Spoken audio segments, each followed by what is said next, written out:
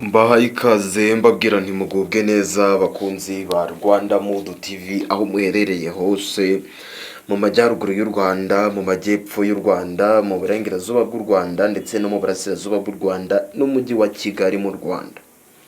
Abantu mudukurikira muri hanze y'u Rwanda, mu bihugu bya Afurika no hanze ya Afurika, mwese cyane cyane ku bantu bari muri Amerika ndabasuhuje, n'abantu bari i Burayi muri Belgique. Namwe kubw'ibitekerezo byanyu mugenda mutanga umunsi ku munsi ngenda mbyakira, ndetse n'abandi bagenzi banjye dukorana hano kuri Rwanda Mood TV.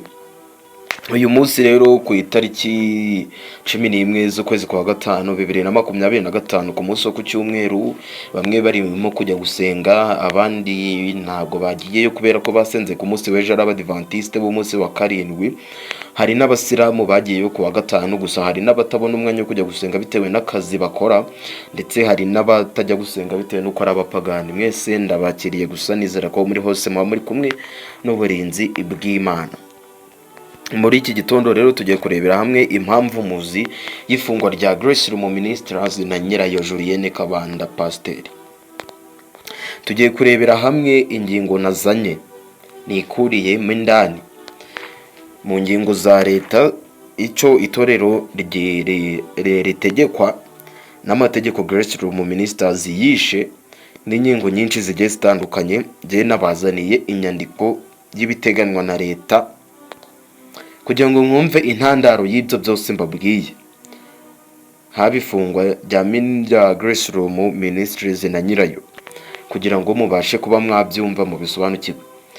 Mbere na mbere kanda ku iyo buto ya subscribe aho munsi kugira ngo n'ibindi biganiro by'indi minsi ntibijye bigucika, nurangiza ukanda like uduhe n'ibitekerezo byawe aho muri comment.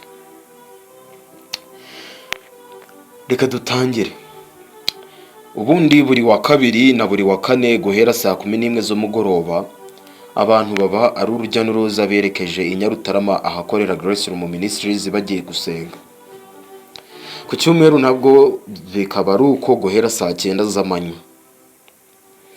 Magingo aya materaniro ntabwo azongera kubaho nyuma y'aho urwego rw'igihugu rw'imiyoborere RGB rutangaje ko rwambuye ubuzima gatozi Grace Room Ministries ya Julienne Kabanda nyuma yo kutubahiriza amategeko. Nta yindi mpamvu yigeze isobanurwa nk'icyagendwaho mu guhagarika Grace Room Ministries.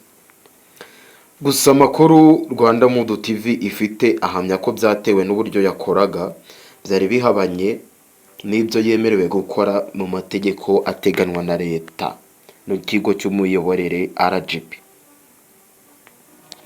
Ubusanzwe mu itegeko rigenga imiryango ishingiye ku myemerere hari ibyiciro 4 bihabwa uburenganzira bwo gukora.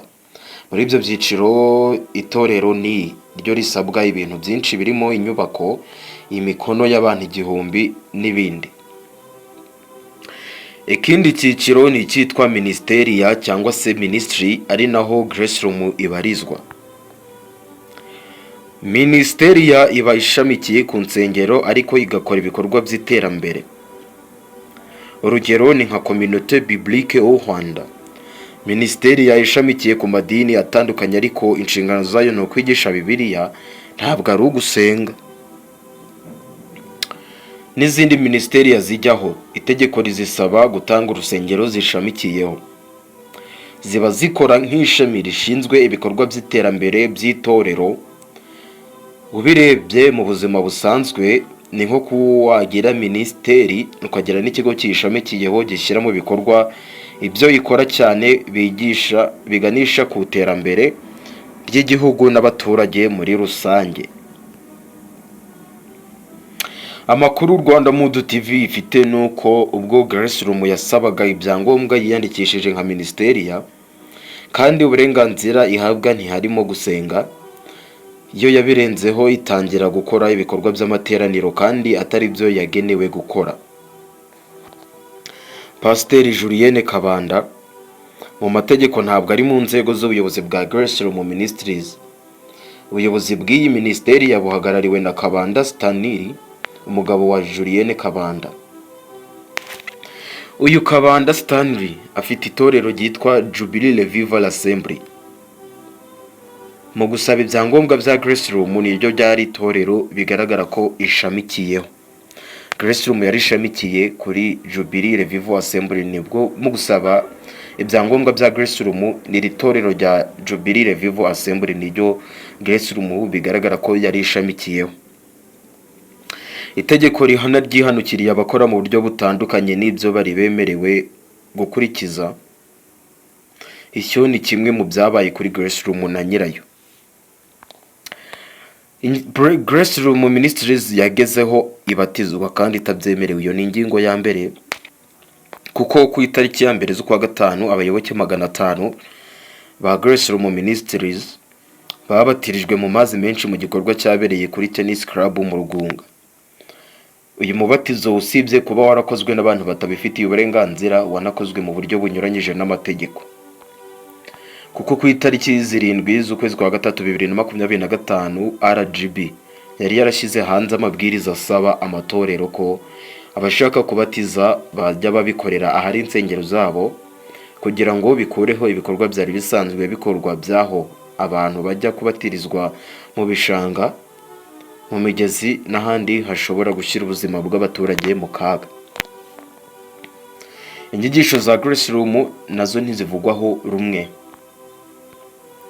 Ku tariki ya 9 z'ukwezi kwa gatanu 2025, ubwo hari ku munsi wo kuwa gatanu, ku rukuta rwa Twitter rwa Grace Room Ministries yahashyizweho ubutumwa buvuga ko ikiganza cy'Imana kiri gukiza ubwandu bw'agakoko gatera sida, ndetse bukomeza buvuga ko mu materaniro yo kuri uwo munsi hari ibindi bitangaza byakozwe.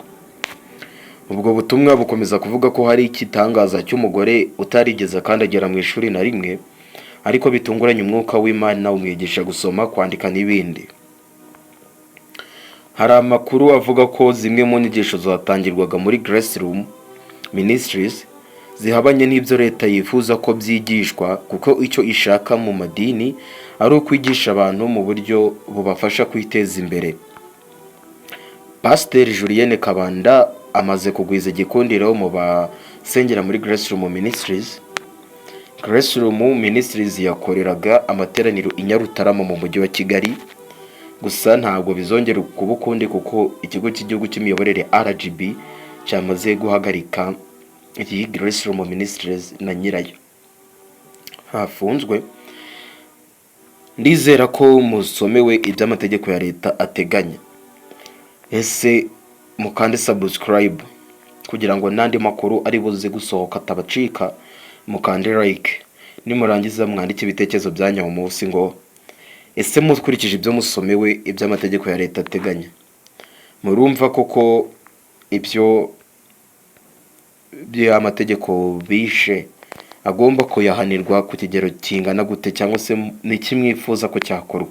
Mu bidusangiza munsi mu bitekerezo muri comment. Ciao ciao, hasta la vista. Iyi ni Rwanda Mood TV.